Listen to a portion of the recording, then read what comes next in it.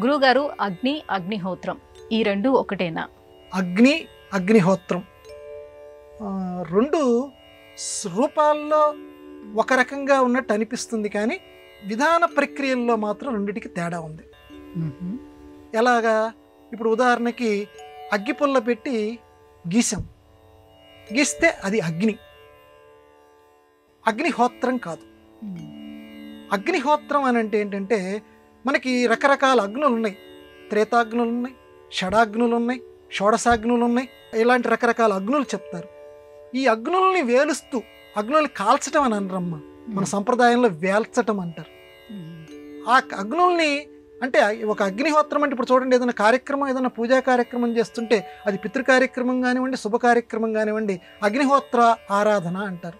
అగ్నిహోత్ర ఆరాధన అంటే అగ్ని యొక్క ఆరాధనే, కానీ మంత్రపూరితంగా హోమద్రవ్యాలని అగ్నిలో వేస్తూ చేసేటువంటి పూజ ఏదైతే ఉన్నదో దానిని అగ్నిహోత్రం అంటారు. అక్కడ వెలిగేది అగ్నే, మంట మండుతూ ఉంటుంది, కానీ దాన్ని మంట అని అనకూడదు, అగ్ని అని అనకూడదు. దానిని అగ్నిహోత్రము అంటారు. నువ్వు విడిగా నువ్వు మామూలుగా ఇలా అగ్గిపుల్ల గీసి వెలికి వచ్చేటువంటి చూడండి, దానికి ఎటువంటి మంత్రము ఏమీ అవసరం లేదు, సాధారణ ప్రక్రియగా ఇలా అంటున్నావు, అది మాత్రం అగ్ని, ఇది మాత్రం అగ్నిహోత్రం.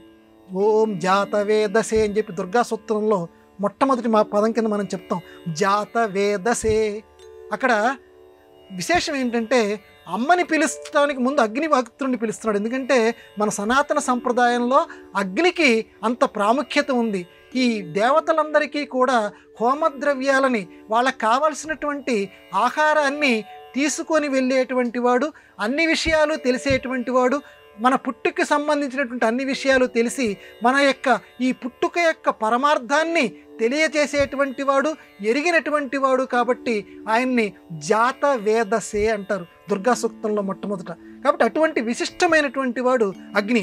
మన ఇళ్లల్లో ఇదివరకటి రోజుల్లో అగ్నిహోత్రాలు లేనిది బయటికి వచ్చేటువంటి వాళ్ళు కాదు. అగ్నిహోత్రం చేసి సనాతన సంప్రదాయవాదులు బయటికి వచ్చేటువంటి వారు.